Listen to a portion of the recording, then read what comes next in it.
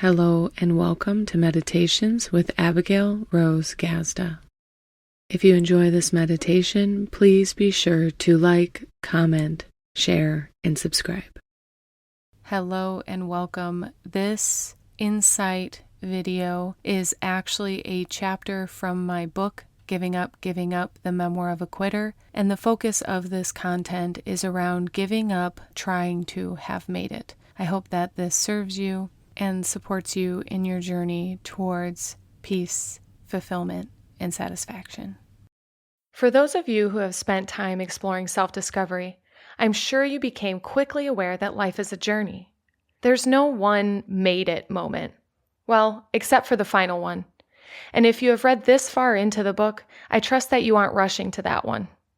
Anyone reading have a dream board? I do. I have a few. When I started my network marketing business, my dream board had a Mercedes, the title of the level that I wanted to hit in my company, a man at the top of a mountain, and an insanely large lake house. You know those dream boards. In the business, we call these driving factors our whys. These images were meant to motivate us in our times of fear and doubt. They served as reminders not to quit when it got uncomfortable. They were meant to display why we were doing what we were doing and to what end. My most recent dream board had an open field of flowers, the word joy, a landscape of mountains, and the phrase, born on purpose. Somewhere in the middle of creating those two dream boards, I distinguished a difference in how I was wanting and how I was measuring success. Originally, I was chasing physical things that would represent to others and myself that I had made it. I had come to call those the shiny things. Hence, I introduced to you the shiny thing syndrome. I found myself fixated on my future success and an image of perfection. That man atop the mountain represented reaching an ultimate success and happiness. My favorite analogy of this is parenthood. Relating to it as a mountaintop experience would be like having that child and saying, "Sweet, parenthood, I got there. Phew, I can relax now." I think we can all say that birth is not parenthood. It is simply the very beginning of a journey that leads to a lifelong commitment to the experience of parenthood and all that it entails. It is an ongoing experience that shapeshifts with age. The same analogy could go for a wedding day in relation to a marriage. Of course, every story is unique, but there is a difference in surviving the climb and thriving on the journey. In retrospect, it seemed to be a common theme throughout my life.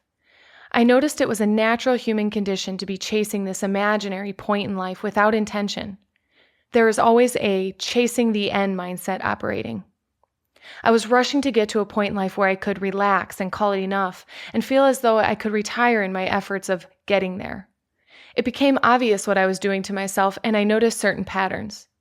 I noticed my nasty habit of wishing my life away.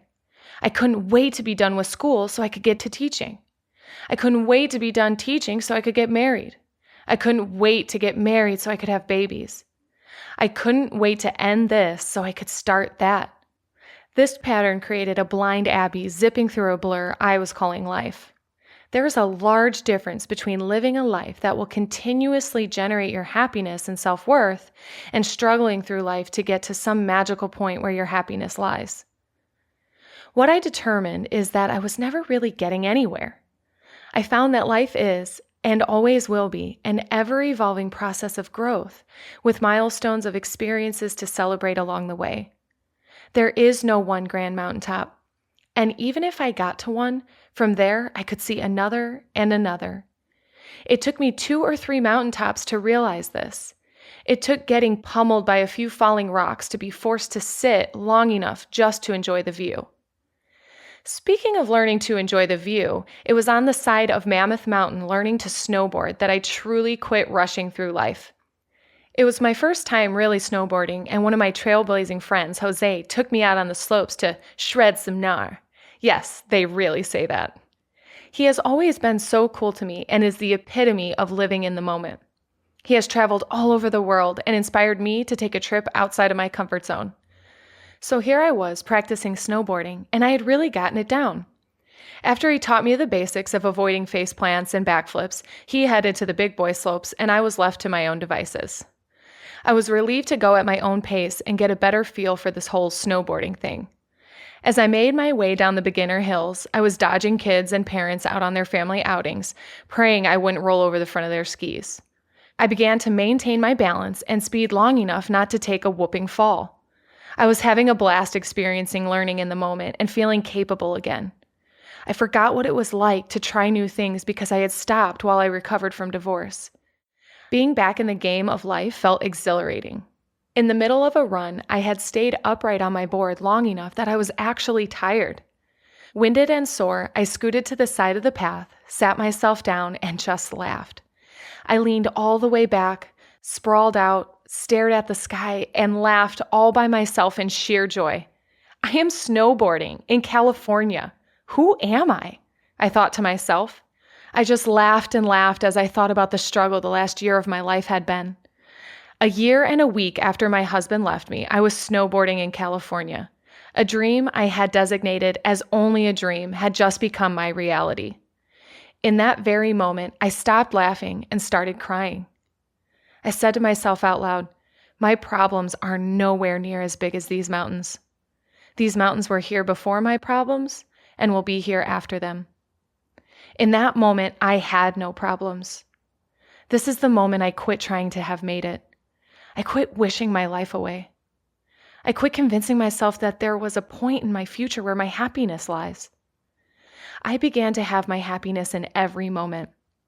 I quit waiting for life to show up, and I started showing up to life. I quit the shiny thing syndrome.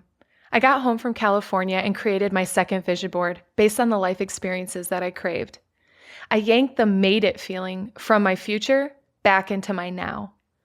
I always sensed my longing for the future, but I thought it meant I was focused and determined. It took realizing that living for the future was stealing my ability to be present to make a change. I was trying to create experiences of family, fun, and freedom out there, and I had it available right here. I laughed about how I was working both backward and really hard to attain something that was right in front of me.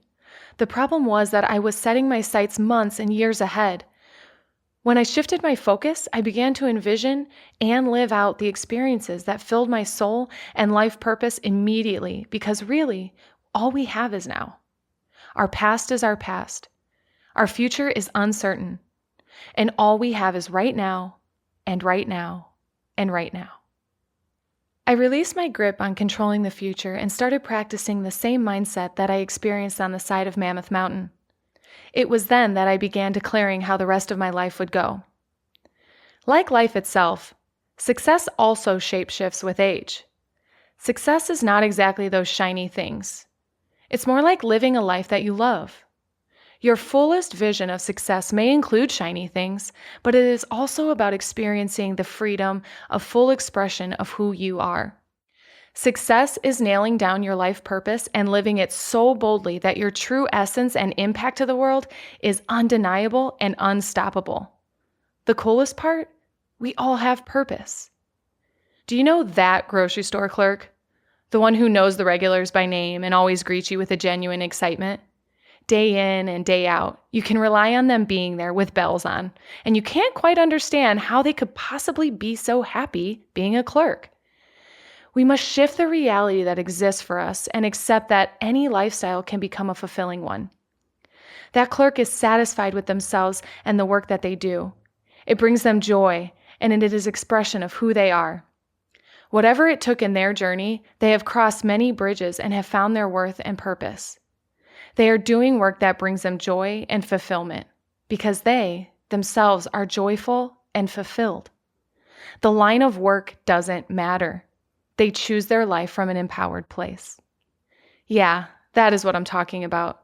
I'm talking about the warmth behind the smile of someone with glorious awareness that there is no one you need to be other than yourself. It is that peaceful understanding that being you is what makes life so fulfilling. Lastly, it is the reassurance that being yourself creates the life experience that you want to have. Take some mindful time to consider what experiences you want from life. If you find these questions and points affronting, consider that you've already let go of the possibility that your dreams can and will come true. The transformed woman who used to be the jaded quitter would like to remind you to be kind to yourself. It took quitting a lot of other junk for me to get back to remembering that life can be whatever you choose, and you are always the one at choice, my love. Reflection questions. Will the shiny things create your everlasting happiness? What does it look like to just show up as you instead of a job title, relationship role, or socially acceptable? What will fill your soul up so much that you decide to show up to life every day on fire? Do you know and feel your purpose?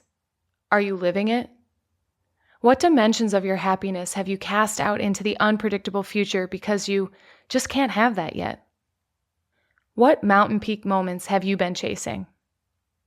What climbs have you left unfinished or unfulfilled? If there was nothing to do and nowhere to be, what would you choose to be doing in life?